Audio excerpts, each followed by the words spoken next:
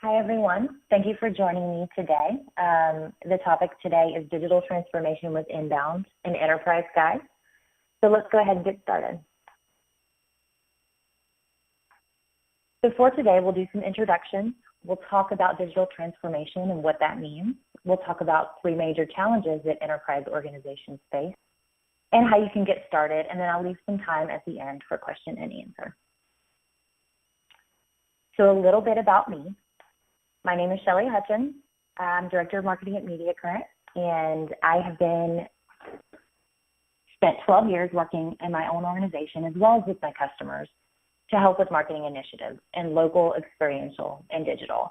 I'm really focused on providing innovative ways to drive leads, conversions, and ultimately revenue. My goal is always to prove that marketing is not a cost on the books. And personally, I call myself an expert losing file and an amateur runner. So one of my favorite pastimes, obviously, run Disney half marathons. And I work for Mediacurrent. We are a digital agency that helps organizations build highly impactful, elegantly designed digital experiences that achieve strategic results for our customers.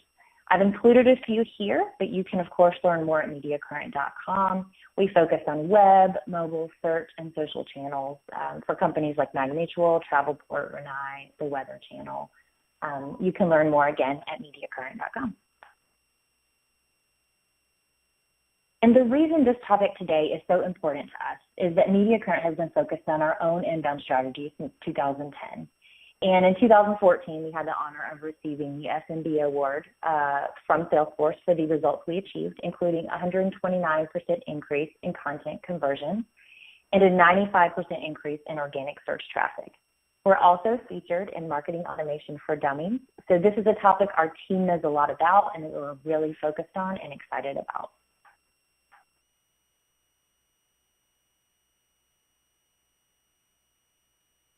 So today we're talking about digital transformation. What is digital transformation, right? It's fully leveraging the opportunities of digital technologies and their impact across society in a strategic and prioritized way to accelerate your growth and improve processes, build on your competencies. It really is a shift in the way that you focus on your traditional marketing efforts. So why is this a necessity? Well, 76% of marketers say that they think the field has changed more in the past 2 years than in the past 50. You've probably seen the stats too, right? Uber and Airbnb, they own no property, they own no vehicles, and they're at the top of their industries. This is revolutionary, and it means that our buyers are changing.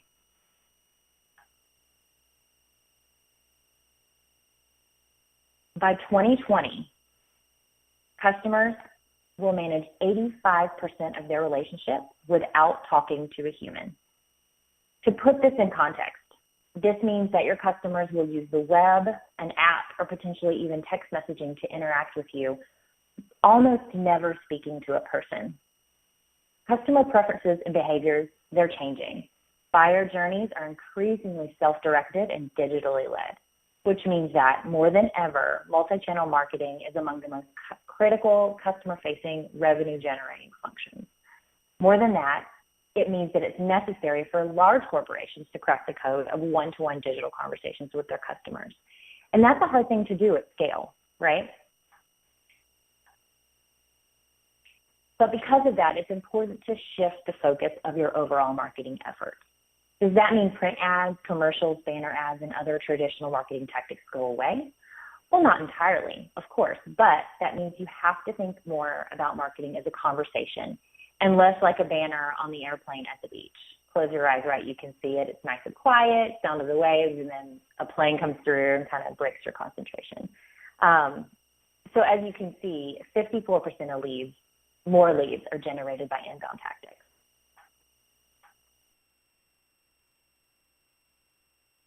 So what is inbound? If you think of outbound as a megaphone strategy, more of a push mentality, pushing that message out to as broad of an audience as possible, think of inbound as a magnet strategy, pulling in those targeted leads based on your focused messaging. To compare, I'm going to outline a few of the basic tenets of both strategies. So outbound is broadcasting your message, as we said, and inbound is beginning a two-way conversation.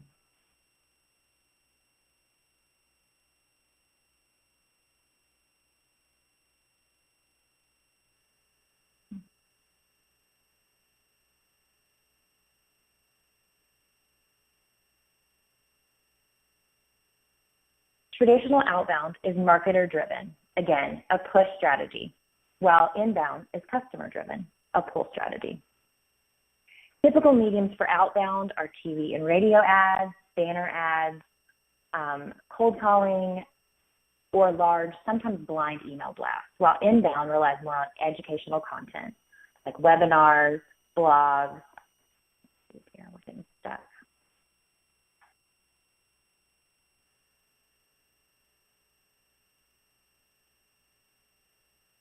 There we go. So to compare, here are a few basic tenets. Outbound is broadcasting your message, while inbound is beginning a two-way conversation. Traditional outbound is marketer-driven. Again, a push strategy. Inbound is customer-driven, designed to pull them in with your content. Typical mediums for outbound are TV and radio, banner ads, cold calling, and again, sometimes large email blasts. Inbound relies on educational content like webinars, blogs, ebooks, SEO tactics, and social media, along with targeted email campaigns to segmented audiences with that relevant and timely message. This also means that in many cases, with inbound, there's a lower cost to begin implementing. You can do that on your own, start writing content, start to build lists from your contacts. And finally, overall messaging of traditional outbound talks at your audience, while inbound talks with your audience. So those are the ways that you can compare those two mediums. Inbound, to sum it up, is where compelling content, marketing automation, and other software like data and analytics meet. I get asked a lot when having this discussion, what is the difference between inbound and content marketing? Inbound needs content to work. So inbound marketing and content marketing work together in components. We can't execute inbound marketing without a content strategy and without actual content in a variety. So you need blog articles, you need long-form content like ebooks, content for social media, content for web pages. But it goes so much deeper. Inbound marketing is a metrics and results-driven methodology. So you want content to drive results. In essence, your content marketing is going to be very tightly integrated with that conversion strategy, and together that's inbound. Inbound produces those results by using content to turn website visitors into leads, into prospects, into hopefully happy customers. So the focus of inbound is optimizing the content and the conversion experience. And if I didn't convince you yet that inbound can impact your organization, how about this? Inbound yields 3 times more leads per dollar than traditional marketing methods. If that's not work smarter, not harder, I don't know what is. So now we're going to talk about some challenges that large enterprise organizations face. Large enterprise organizations that are successful are the ones that are innovating in their fields, right? They're forward-thinking, they're next-level strategy, yet in many cases, those marketing efforts haven't evolved for today's sophisticated buyers. And that's not to say that this is a simple process. Large organizations can face similar challenges to smaller, medium ones, but at a much bigger scale, making that challenge so much more challenging to overcome. Next, I'm going to outline a few of those challenges and some thoughts on how to overcome them, or at least get the right people involved and the right conversations going. I'm not going to say that today I'm going to solve all of your problems, but I want you to at least understand what a lot of those problems might be and be on the forefront of them, be thinking about what questions are going to be asked and how you can remedy those challenges. So challenge number 1, a bloated, unfocused marketing technology stack that's powering your lead management. A 2015 report found that 51% of organizations use 21 or more digital marketing solutions. That's a 42% increase. Yes, you heard me, 21 different solutions. for a large organization, that can be a substantial portion of your budget. So once you're done paying for systems, any other ad or pay-per-click campaigns, that can leave little wiggle room. And this happens very slowly, right? Someone talks to a vendor here, they purchase a system that monitors this part. Maybe it's something deeper for your SEO. Someone over here thinks we need a social media tool, and those things just start to stack up. So this must mean that these companies are using every system to its fullest, and they're gaining tons of insight on their customer, finding the ideal messaging, knowing what to say and when and who to say it to, right? Not according to the research. Basically, 9% of these companies are using the technology in their marketing technology stack. And a marketing technology stack are all of those technologies, just to be clear, so we're defining it correctly. And I've experienced this many times with current customers as well as my own experiences. A great example is a previous company I worked with. We had an intranet. Sales, marketing, IT, product, everyone was using that intranet. And we all hated it. It didn't work properly. It didn't work how we wanted to. And what happened is that our IT department on their own decided we needed a new intranet. They invested in the same technology. We were all operating in silos. And so we didn't take the time to spread out the conversation between all of the departments. How are you using this technology? How can it work better for you? So the right hand and the left hand didn't know what each other were doing, left foot, knees. It was a very big challenge to get back on track after that. So in order to combat this occurring system overload that can happen in large organizations, first, you want to make an inventory of all of the systems that you're using that we just talked about, with the goals of those systems and how they're currently being used. And what you're going to hear a lot of is, how do we use the system? Well, I'm not sure. We used to use it for this, but now. And then you want to chart a full picture of your ideal lead flow for leads and prospects. It's really important to know how everyone is involved in that process and how you want that to go. You want to know what the touch points are, where and how data is going to transfer. This gives you the beginnings of that plan to execute against. Third, you want to identify weak points in that system, and there will be some. You may see that you need a check and balance to make sure that actions are taken, leads are filtered to the right team, or that follow-up is consistent. This will help you create that clean system from the beginning. That'll get you more buy-in internally quicker and help you produce those meaningful results. Finally, you have to start somewhere, right? So you want to start with consolidating those leads and prospects that interact with your organization. We've had more than one customer whose lead flow process at the beginning was the lead would come in and an email would get sent to a generic email address with no additional tracking for follow-up, checking in, making sure that someone acted on that lead and where it is in the funnel.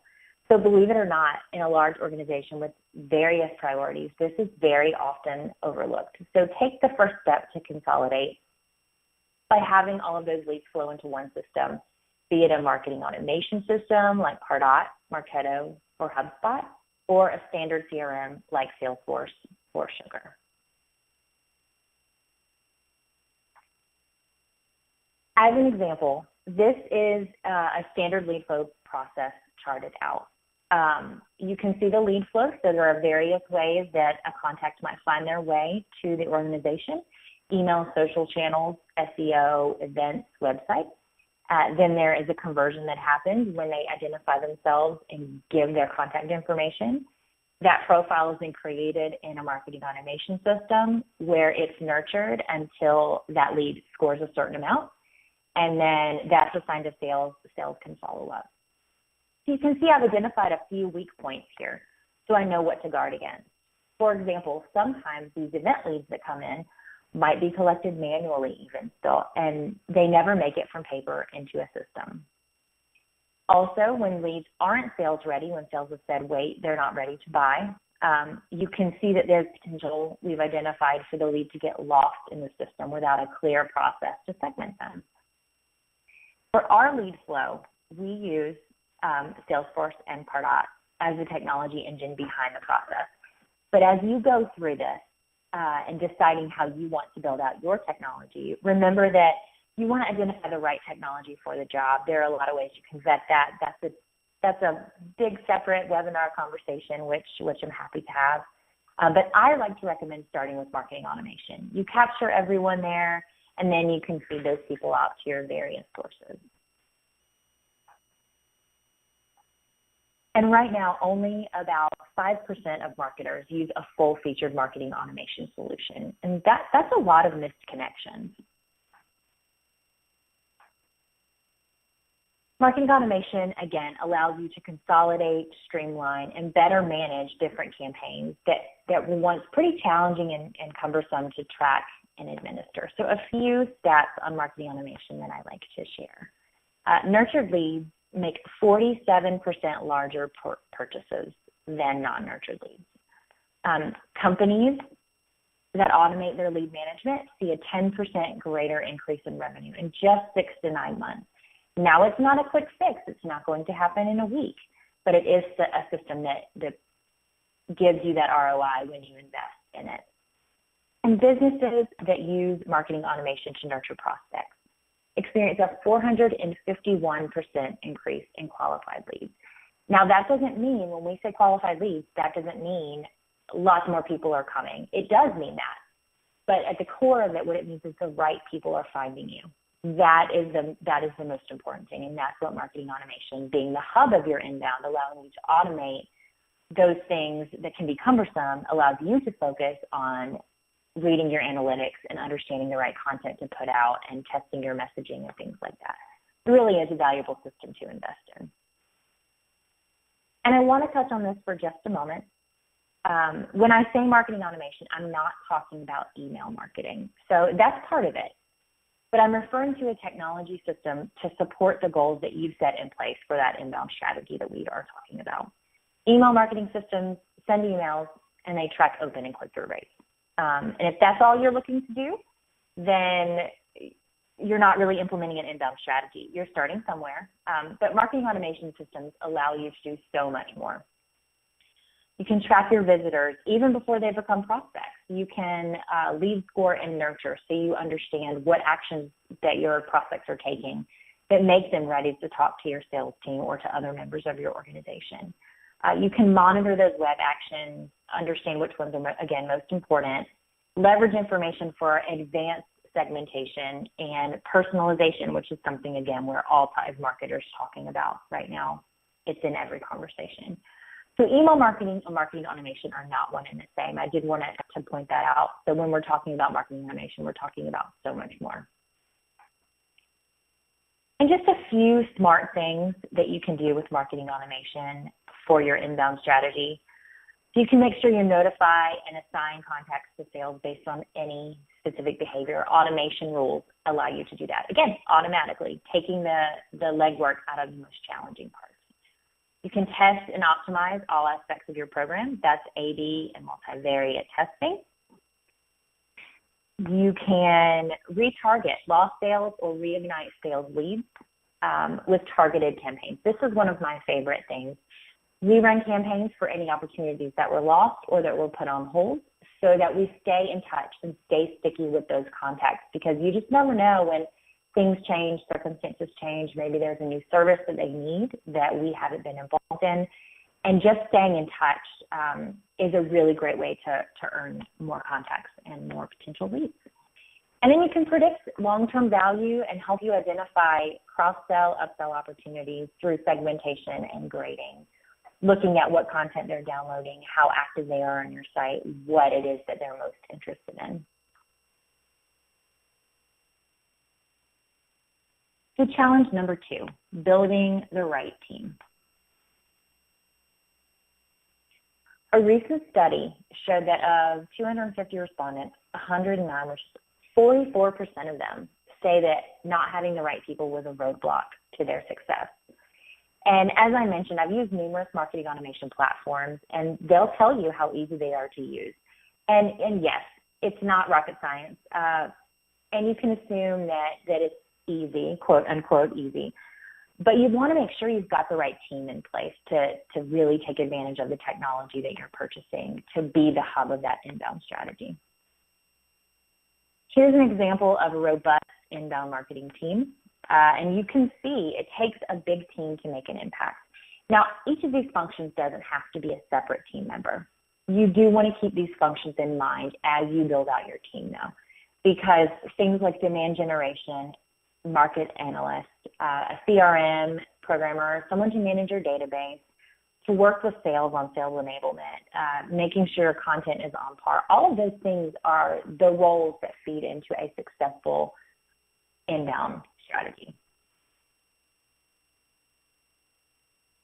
It's most important that you put the right people in these roles. Modern marketers are continually testing new strategies, and the probability arises for failure, but so does the number of real-time learning opportunities.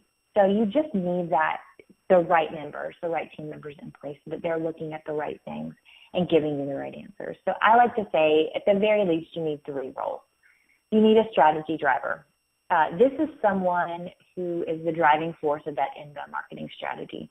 They're understanding and supporting the business flow, the integration between sales and marketing. They're watching the analytics. They're looking at everything on high from a strategic perspective.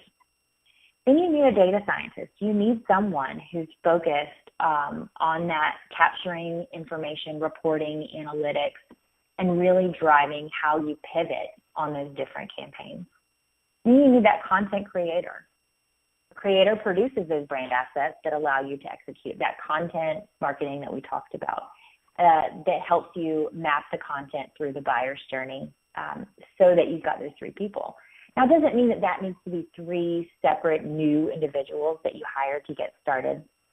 No, but it means you either need to identify your current team members, hire new ones if that's an option, and if you don't have the bandwidth, that's when you can turn to an agency to help as well. Those agencies can give you this support as you get your system started and for as long as you need. Different organizations focus on different things, but it's important to understand that external support is out there if that's something that you need. So challenge number 3, setting and measuring against SMART goals. When we talk about SMART goals, again, I'm sure we've seen it defined. One of the changes that has occurred, though, in B2B marketing particularly, is it's a shift from art to science. Marketing departments aren't just looked at those people who make the pretty brochures and trade show swag and do PowerPoint presentations. They're now being looked at to drive revenue. So as you implement your inbound strategy, you want to determine those goals and objectives of the marketing team from a revenue-based point of view. Once implementation occurs, you've got your new systems, you've got your right team in place.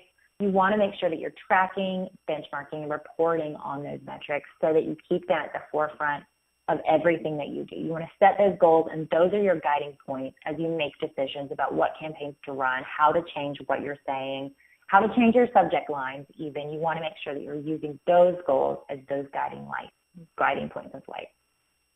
So when we talk about SMART goals, we want them to be specific, measurable, agreed upon, realistic, and time-based. So you want to make sure you set yourself deadlines and you want it to be something that you can measure. Otherwise, it sounds really nice, but it's not something you can hold yourself accountable for and that anyone else can hold you accountable for, and you can really track and continue to improve.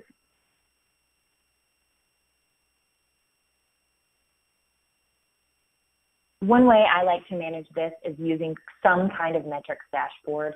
If you invest in marketing automation, a CRM system, they will often offer these, but you're going to have lots of different sources, particularly if you're looking at your SEO, you're looking at your social media, but a metrics dashboard of some kind gives you real-time visibility internally and across your organization, and it helps you uncover those trends and areas for improvement. And again, allows for those quick pivots and strategies based on your testing, because you want to be able to make quick decisions that are very informed.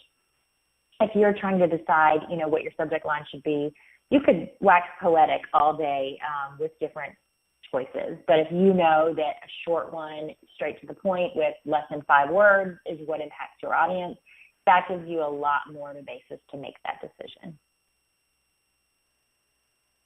And I wanted to give you a quick peek into my dashboard that I use. So we have screens in our offices for our sales and marketing teams, and we have dashboards that are visible all day, every day. So my metrics dashboard is something that I see when I walk in the door. This is Gecko board that we're using here. You can, there are a variety of choices out there, but this gives me something to see every day, to see during the day. I can see increases, decreases, and we also have some messaging in here around, current mantras that we're looking at. Again, traditional, you can see traditional marketing talks at people, content marketing talks with them.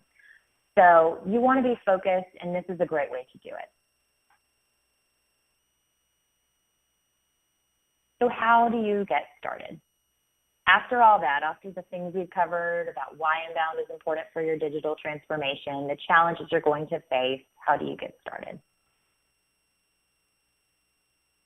So as we talked about, set KPIs, set those goals, get the right team in place, be it internal, external, someone you've already got on the team. Choose the right technologies for you. Might be one, might be a few. Implement your strategy, start running campaigns, start creating that content, and then test and adjust based on those results. And I cannot say how important this is. You can't set up an inbound strategy, see some success, and it's not set it and forget it by any means. You have to be focused, and you have to continue to make those changes as you see those analytics coming in, because that is what an effective inbound strategy, that's what drives it. That's what drives those right targeted leads for you. And that's what really helps you see success.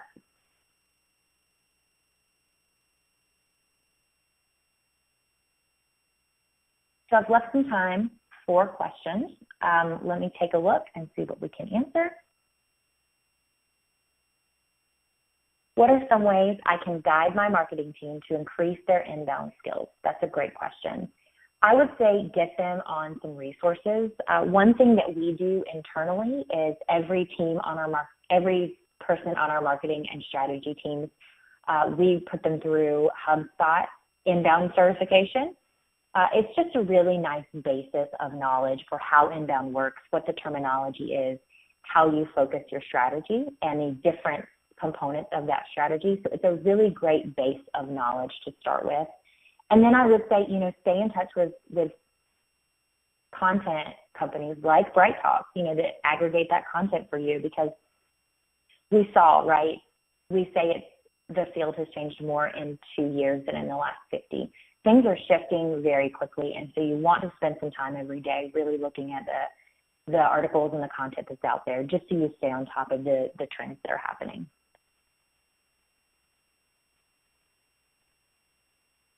Let's see, any other questions I can answer for you?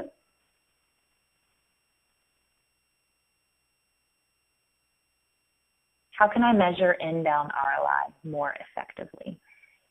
So to start that process, you want to make sure, again, that you're benchmarking where you're at today. If you've got any activity that's coming in through, say, your website or social media, and you want to set goals on that, more importantly, you want to use either your marketing automation system or your CRM system with your sales team to track where those leads go.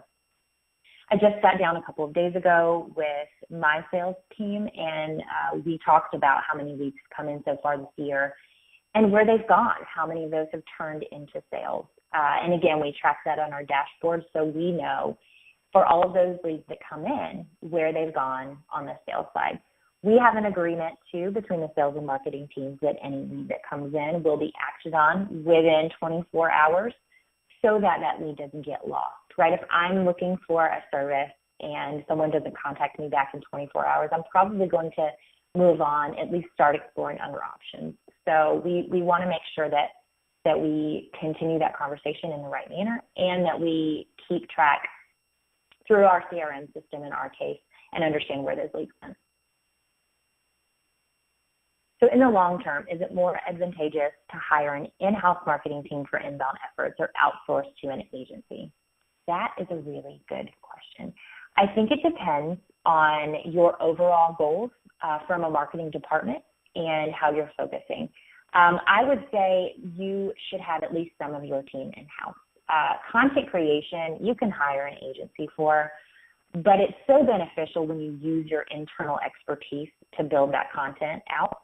At Mediacurrent, we have this culture of content built, which is really nice. All of our team, wants to contribute and wants to share that knowledge. And so it's really helpful to pull from that knowledge to produce content that's first person rather than hiring an agency, to think through how they want to present. And yes, we have our marketing team that helps hone that and make sure that it's the best it can be. But that technical knowledge or that deep strategy knowledge coming straight from the horse's mouth is really effective. For, I would say, marketing automation, I could tell you either way. If you've got someone who's on your team or that you've talked to before who's really excited about that kind of thing, which I enjoy, then I would say use an internal team. But that strategy driver, an agency can really help you with. So helping drive that, what are those big goals and how do you accomplish those, and helping you constantly pivot and things like that. An agency can really help with that, because that's something that when you've got 12 priorities can fall off the radar. Any other questions today? Okay.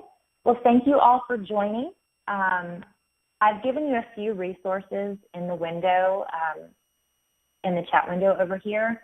I will also share these. Obviously, they'll come through with Bright Talk. And this is my contact information if you would ever like to reach out. I would love to continue the conversation with any of you and chat more about inbound and digital transformation, marketing automation, anything that you'd like to talk about marketing related. So you can get in touch with me there, email, phone, or Twitter.